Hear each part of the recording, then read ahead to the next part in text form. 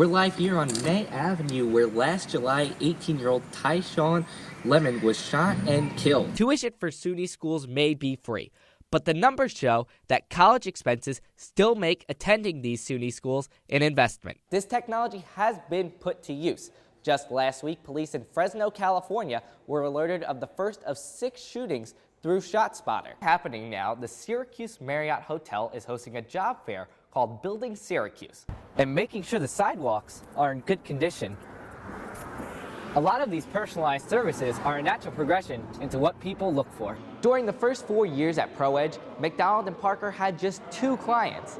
Now, they train about 150 young athletes. The Syracuse Orange have 1 regular season game left, and it could make all the difference. Both Richardson and Baldwin are used to the big stage. The 2 played against each other at the Tournament of Champions 3 years ago.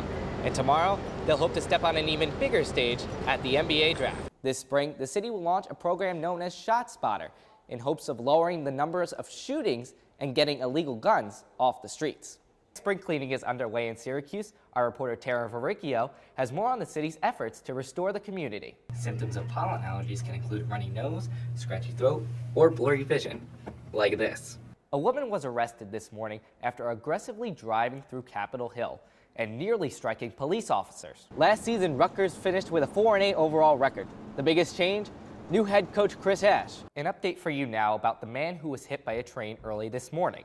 He is still in critical condition at Upstate University Hospital, and his name has not yet been released. The Bomberries are just 2 in a long line of family members who have played lacrosse, some who played here in the Carrier Dome at Syracuse University. Coming up at 4:45, more than 65,000 Onondaga County residents signed up for the Affordable Care Act before the January 31st deadline. Our reporter Cheyenne Zhang will dive deep into what Syracuse residents truly know about its effects.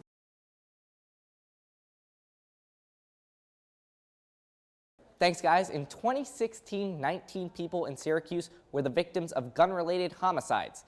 This spring, the city will launch a program known as ShotSpotter in hopes of lowering the numbers of shootings and getting illegal guns off the streets. After a record year of homicides in Syracuse, Mayor Stephanie Miner knew something had to be done. In January, the Syracuse Common Council approved a program known as ShotSpotter, a gunshot detection sensor which Miner hopes will make Syracuse a safer place. Over the course of this year, the Syracuse Police Department will be deploying ShotSpotter in a 3-square-mile area, and we believe our city will be safer as a result. Here's how it works. Sensors are placed in a high gunshot area and using audio technology can pinpoint the exact location of a gunshot, relaying the coordinates to nearby police officers so they can respond more quickly and efficiently. This year's budget will allocate $260,000 in funding for ShotSpotter, which Common Councilor Susan Boyle believes is an important investment to act proactively. Currently, with our force numbers being low, we need to find different ways to maximize our police presence on the street, and technology is one of the best avenues to do that. This technology has been put to use. Just last week, police in Fresno, California were alerted of the first of 6 shootings through ShotSpotter. An officer was dispatched to the scene even before a 911 call came in. However, Syracuse Police Department Sergeant Richard Helterline said in an email to NCC News that, quote, "This program has been approved for purchase, but it is not currently operational. We look forward to its implementation." Reporting live in the studio, I'm Stephen Milewski, NCC News.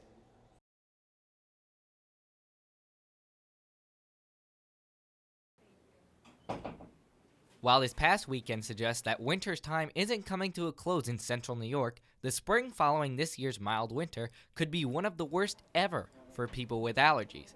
According to the Asthma and Allergy Foundation for America, Syracuse is the 3rd most challenging place to live in the United States with allergies, which gives sneeze-prone students like Brittany Reed concern. That scares me. I realized last year that my allergies were way worse here. I'm from Albany, New York, so that's only 2.5 hours east. At the Allergy Asthma Rheumatology Associates in Syracuse, Dr. Harsharan Singh believes the recent weather won't deter what could be a bad pollen season. As soon as it thaws, the pollen level might rise again.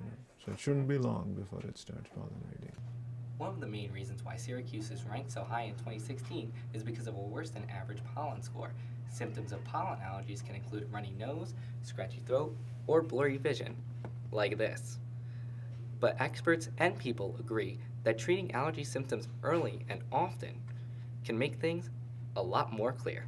Take your medications regularly, start taking them early. If you don't know you have an allergy, probably go figure that out, get your tests done.